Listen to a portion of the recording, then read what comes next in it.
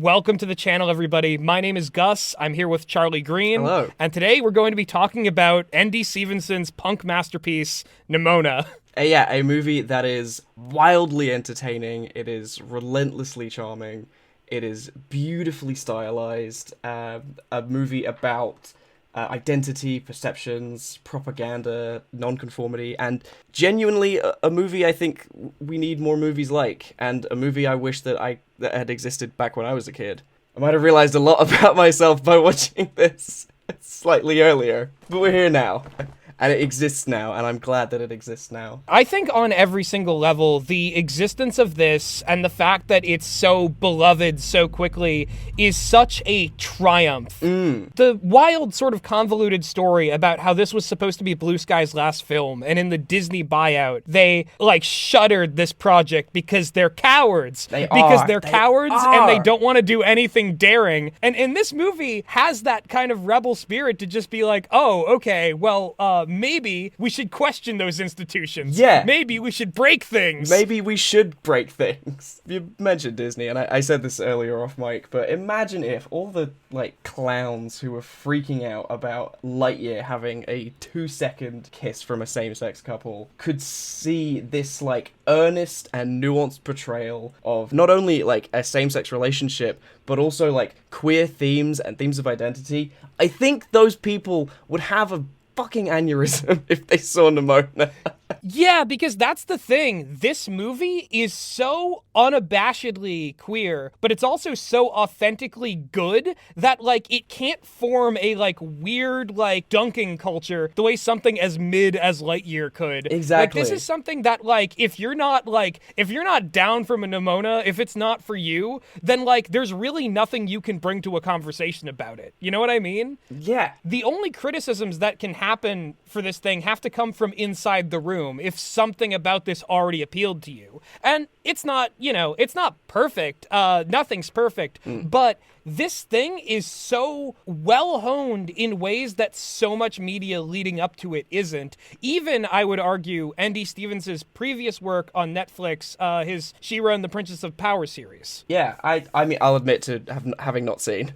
I quite enjoy it. I did a video on it a while back, which will probably be available on the Patreon at some point, because it was a real wacky one. Yeah, essentially, this feels like kind of a slam dunk, and we should get into the reasons why, because honestly, I just love how much the characters and the themes come together in a perfect way to create a self-contained story that is really all of the essential building blocks of establishment fighting punk cartoon that people have been craving for a while. Exactly, and that's what really spoke to me personally when I first watched it. This is something I kind of knew was present in the movie because I'd seen clips and stuff, and that's oh, maybe I'll check this out. But yeah, just how authentic this punk spirit, it permeates through this entire film, and it obviously best embodied by the character of Nimona herself, who is just such a fun and entertaining character to watch. She's literally the heart of the movie.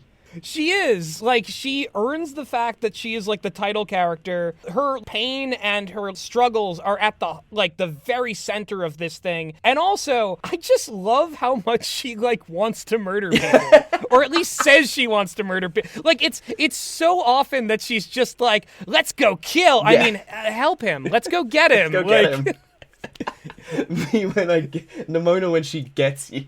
Yeah, and she will. She will. Nimona is an unstoppable sort of ball of charisma and fun who creates conflicts but also advances emotional beats wherever she goes. And you really need something like that in a story like this about repression and and adherence to strict traditions that are really well built by just the simple world building trick of making medieval knights into modern day cops. Yeah, oh my god, I never thought I'd see a movie that takes medieval fantasy and, of all things, cyberpunk, and pushes the two together in such a beautiful way that just works. It's so simple and so brilliant, and yet so few stories have created a perfect marriage between those genres. Also, spoiler warning up top. We're gonna spoil the whole thing. Yeah, we're gonna spoil this whole thing. You should go watch Nimona right now. Yeah, it's rad. It's so good.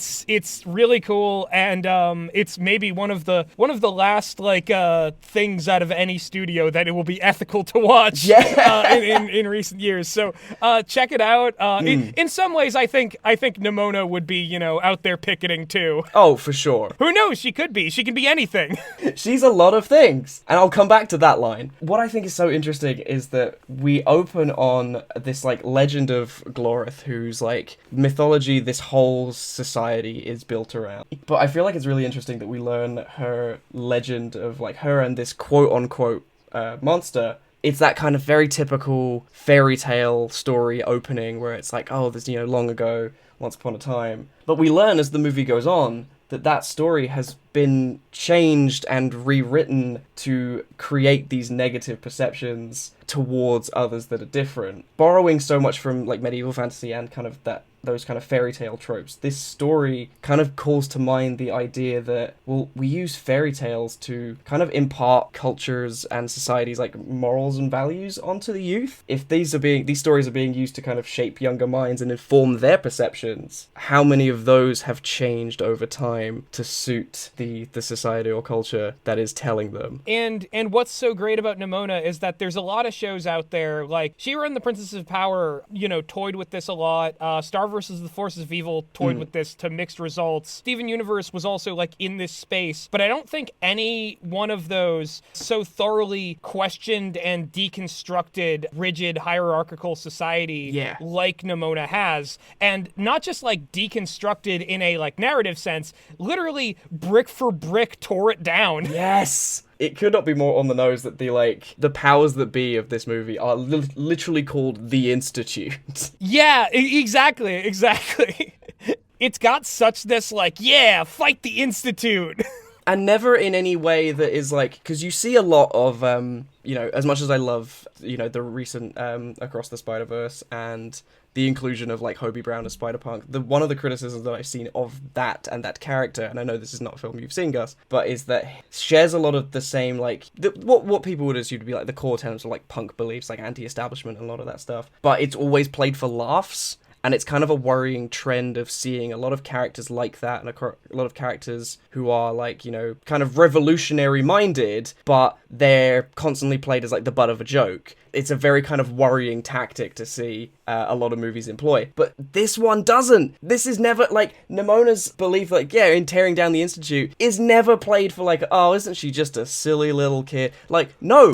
Because the story is about actual legitimate corruption. Yes! You can see the reasons as to why it needs to be torn down, and why she believes that. I think what it does so well with our two main characters is that it makes them both exceptions to the system in different ways, by having Ballister be a commoner who is exceptional in terms of like his practice skills at being a knight, but is still unaccepted and conspired against because he was not of noble birth. Meanwhile, Nimona manages to compress an entire fantastic racism plot, which usually goes too far in its scope and gets like too distant from actual real world prejudice. For example, something like Zootopia, where like the metaphor permeates everything, but it is so like the objects at play are so distinct from any real world application to like, race or gender or culture. But by putting that all on Nimona, you get almost this, if all of this society is built in such a way that like this one exceptionally kind, sophisticated, and interesting person is seen as like a pariah, then maybe some exceptions need to be made in this. Absolutely. And I will say, to wit, juxtaposition of these two characters' moralities is not so dissimilar from Zootopia, but the scene in which they have their sort of like, animated movie for kids falling out, because there always has to be one. The similar scene like that in Zootopia fell flat on its face so that Nimona could like pick it up, dust off its shoulders, and be like, watch this. This is how it's done, and this is how it's done well. Exactly, Oh exactly. my god. I also just love the mystery around Nimona throughout this, because the knights, their system and like the way that they're set up is you get to know like Ballister is the like, the misfit knight who is like the most skilled of the knights, but the like farthest from any kind of noble birth. You get Ambrosius, who is like the closest related to yeah. It's such a good joke. It is such a good joke. Ambrosius is like, he's a sweetheart. He's the direct descendant of Glorith. He's the golden boy. They say as much, And so you have him, and then you have like Todd, who operates in this like third space where you get like billboards of him being like, born to do this. Like he is like, a noble blood knight, but he's not as noble as Ambrosius, and he's not as skilled as Ballister. So he's just caught in the middle of being this guy who like overcompensates for everything. Yeah, maybe a few specific things if the innuendos at parts of this movie are to be believed. Are you talking about the best joke in the entire movie?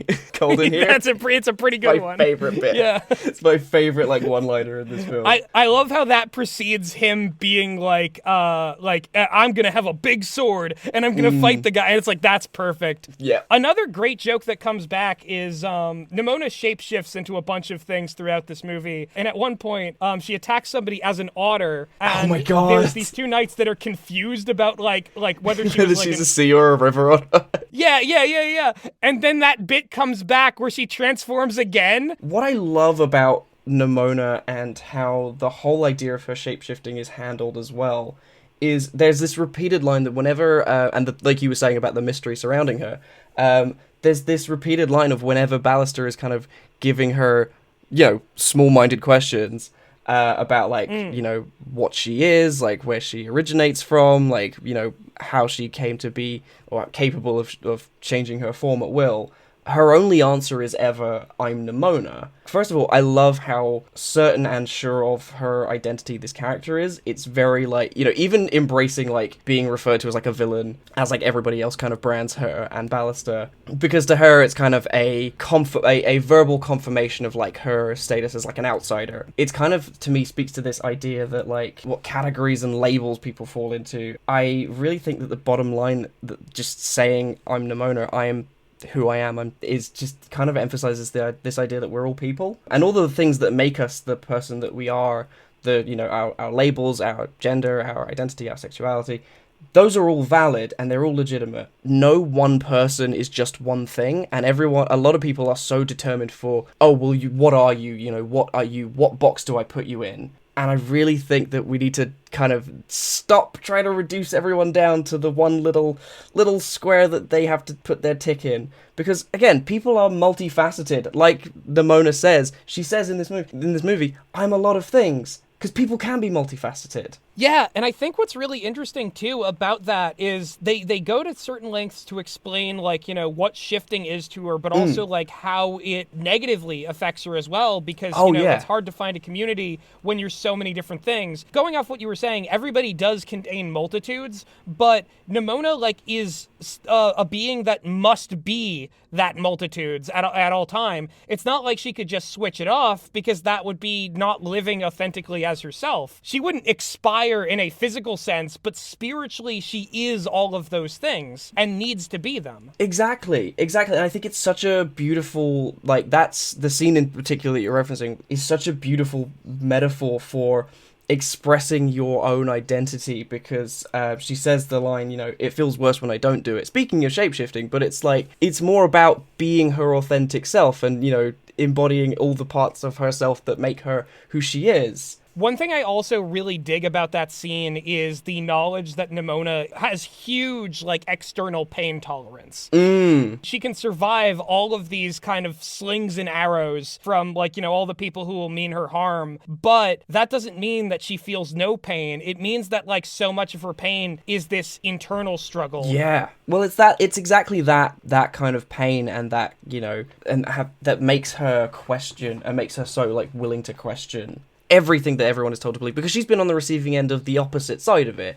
And it's that kind of idea that we have to question the things that we're told to believe, and question our institutions and the intentions behind what they're telling us. rather than just buying into everything mindlessly. Because that's the thing, like, Ballister is a victim of a system that, like, you know, framed him as the Queen Killer, was against him from day one because of his birth, and, like, continued to see him as this, you know, like, villain and monster. And, like, Nimona's entire relationship with him is trying to get him to see what she sees, because she wants one friend in the world who actually, like, can be, like, an equal to her. Yeah, absolutely. She's looking for an equal. She's looking for a sense of belonging and community because, well, God damn it, aren't all of us? You know, that is so, like, it's such a beautiful human motivation to have. And what's fascinating about that, too, is that, you know, Nimona is this, like, kind of spunky powerhouse, presents as, like, teenager, but, like, as the movie goes on, we realize that, like, she's not naive and she's not unwise. She is the most sophisticated character in the movie in terms of, like, knowing how the world works. It's through her, like, realizing little by little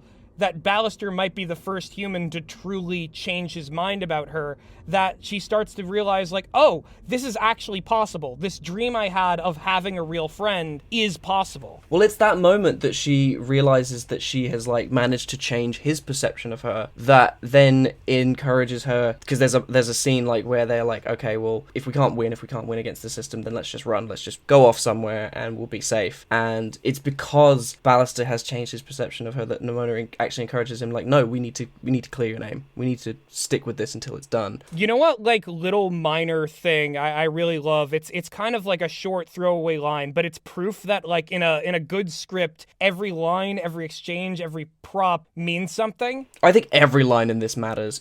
Every line in this is so, like, important. And to go along with that, there is this moment where Nimona is asleep on the couch and Ballister is, like, watching this zombie movie, and you just hear these two lines from the television. One of the people goes, "Zombies are immortal beings that are eternal," and you hear someone else shout, "What if they come for us?" And Ballister says, "Wow, I'm actually feeling bad for the zombies." Yeah. That's, like, a moment that it clicks in his brain that, like, without even really knowing Nimona's whole history, that's not a good way to treat people, no matter how different from you they are. Well, this is the thing, and this is what, like, I think one of the things that makes this movie both, like, so inherently punk, but also so inherently cyberpunk, is that there's so much propaganda in this world.